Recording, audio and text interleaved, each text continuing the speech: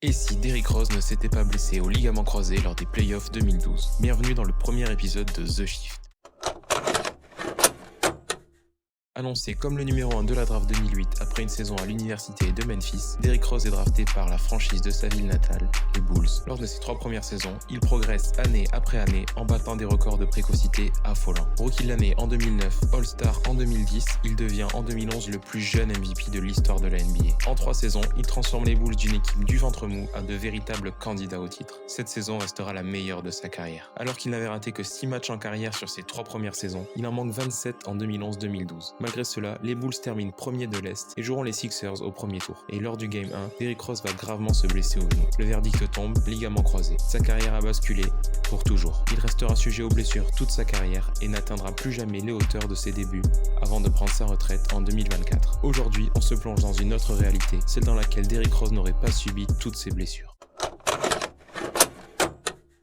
Les playoffs 2012 s'achèvent sur une déception avec une élimination en demi-finale de conférence contre les Celtics. Les années suivantes, les Bulls progressent, finissant dans le top 3 de l'Est à chaque fois, mais subissant des défaites en playoffs face aux Heat en 2013 et aux Pacers en 2014. Rose enchaîne les saisons de très haut niveau mais ne parvient pas à faire passer le dernier cap aux Bulls, la faute notamment à un manque de spacing offensif. Lors de la saison 2014, les Bulls récupèrent Pau Gasol, dont ils font leur pivot titulaire. Le déclic est immédiat, le spacing s'améliore, l'attaque est plus imprévisible avec des ballons pour Gasol et la progression de Jimmy Butler. Résultat, Derrick Rose remporte son second titre de MVP, les Bulls finissent premiers à l'Est et remportent le titre en venant à bout des jeunes Warriors en finale. Rose remporte donc son premier titre qui l'accompagne d'un titre de MVP des finales. L'année suivante, les Bulls partent en quête du back-to-back, mais tombent en finale de conférence face aux Cavs de LeBron, revanchards de la saison précédente.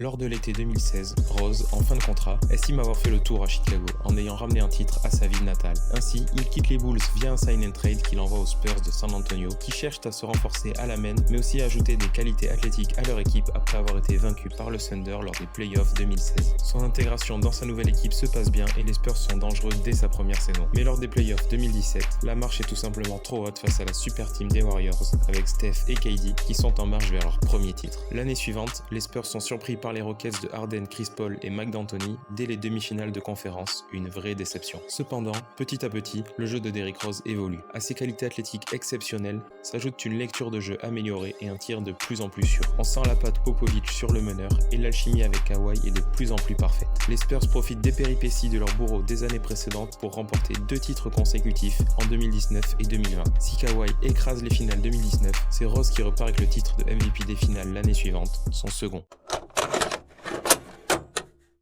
À 31 ans, Derrick Rose décide d'opt-out de sa dernière année de contrat car le cycle à San Antonio est terminé. Popovich prenant sa retraite et Kawhi étant lui aussi free agent. Rose cherche un nouveau challenge à l'heure de signer le dernier gros contrat de sa carrière. Daryl Morey, qui cherche une véritable superstar pour épauler Joel Embiid, saute sur l'occasion et Rose débarque aux Sixers dans un nouveau sign and trade contre Ben Simmons. Dès son arrivée, Rose a un impact énorme à Philadelphie. Son duo avec Embiid fait des ravages et le spacing autour est optimal. Il est un peu moins scoreur et un peu plus passeur, à tenir une sorte de plénitude. La première saison, les Sixers sont stoppés par le futur champion, les Bucks, en finale de conférence. Mais ils sont persuadés de tenir la bonne formule et ils ont raison. La saison suivante, ils survolent la conférence Est, sortent Boston en finale de conférence et remportent le titre NBA contre les Warriors, incapables de stopper Joel Embiid. Malheureusement, ils n'auront plus la chance de s'approcher à nouveau du titre. Joel Embiid est embêté par les blessures les 2 saisons suivantes et Rose n'est plus capable de porter une équipe jusqu'au bout. En 2023, les Celtics prennent leur revanche en demi de conférence. Puis en 2024, les Sixers sont battus au premier tour par les surprenants Pacers malgré l'avantage du terrain. À 35 ans et après un passage réussi aux Sixers, Rose annonce sa dernière saison et retourne chez lui à Chicago.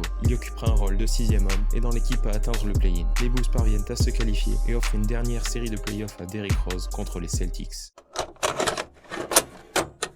Tout au long de sa carrière, Derrick Rose utilise Team USA comme un échappatoire. En 2014, juste avant son second MVP et son premier titre NBA, il participe au mondial que les USA remportent. 2 ans plus tard, après un été mouvementé suite à son transfert à San Antonio, il participe au JO 2016 et est élu MVP du tournoi remporté par les USA. En 2021, avec un statut de vétéran respecté, il participe à ses derniers JO à Tokyo et remporte une 2e médaille d'or olympique.